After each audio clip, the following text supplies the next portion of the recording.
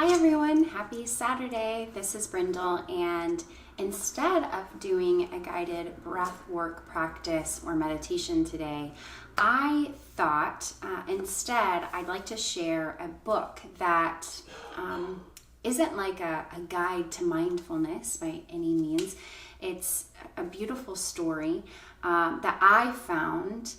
As a result of reading it, it made me feel more mindful and reflective, and I felt like it really brought me a little bit closer to parts of myself that I maybe hadn't quite recognized or been able to pinpoint before. So I'd like to share the book and read a page of it to you. And I know a lot of people are diving into novels and various things to help them kind of pass the time. So reading is a really, really great way to spend time intentionally absorbing, letting your imagination work. It's a great creative outlet. So yes, I thought that would be a great little way to change things up today. So yes, without further ado, the book that I'm referring to is called Love Warrior, a Memoir by Glennon Doyle Melton. I first saw her TED Talk and really felt challenged by some of the things. I felt totally drawn in, emotionally captivated by her speech, or her talk rather. And so I was really, really excited to finally pick this up. It actually was, I think, a few years maybe before I actually purchased the book and had a chance to read it. I think it sat on my shelf for a while before I read it. And the reason that I mention that is just because when I did pick it up, it was just, of course, divine timing. And I do believe that experiences have little nuggets of potential and opportunity for growth, and that we don't know how that is going to unfold. We don't have the divine, the blueprint, or the timeline, so to speak. And so leaning into trust and recognizing that everything, perhaps, if you can look at it this way, maybe everything does happen for a reason, and maybe the situation that we find ourselves in, this collective experience, maybe this too is happening for some type of positive outcome to move us closer together as a human race. Maybe it's so that the earth can heal. There's a lot of amazing things happening in Italy right now with wildlife. So yeah, everything has its time. And now it's time to read the passage. So I'm going to go ahead and take a breath.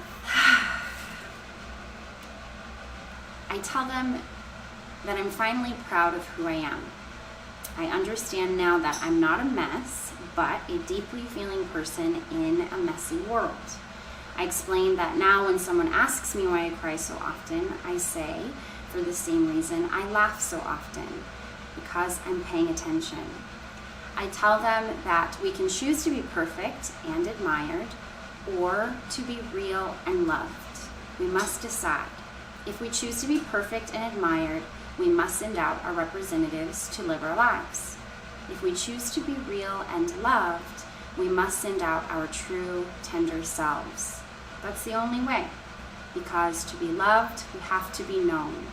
If we choose to introduce our true selves to anyone, we will get hurt, but we will be hurt either way. There is pain in hiding and pain outside of hiding.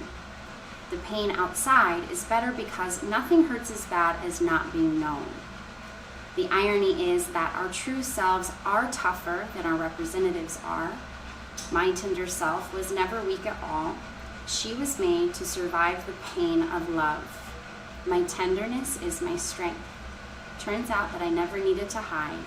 I was a warrior all along.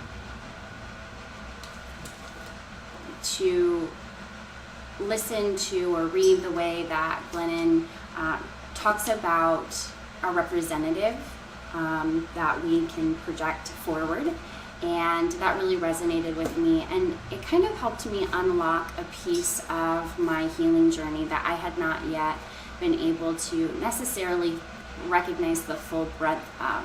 So I celebrate all of Glennon Doyle Melton's work. She's an activist. She uses her voice in such a beautiful and authentic way.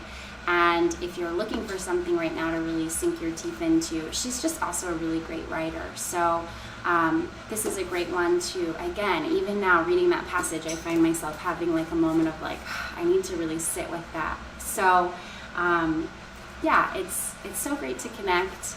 And I have been really grateful for somewhat of the challenge and the call to do this every day. I don't know if that's going to work out. I don't know if I'm going to be able to do it every single day, but I'm excited to be here as often as I can. Please think of the elderly in your community, the homeless in your community, the people in the service industries, those that really, really have just had the rug swept right out from under them. We have to hold each other up during difficult times, and it's a great, great, great way to stretch in compassion and love and gratitude. So I thank you all for plugging in. I'd love to hear your comments down below. What books really lift you up and bring you peace and take you on a journey. Remember to be gentle and loving towards yourself and to connect in kindness, my friends. I'll see you soon.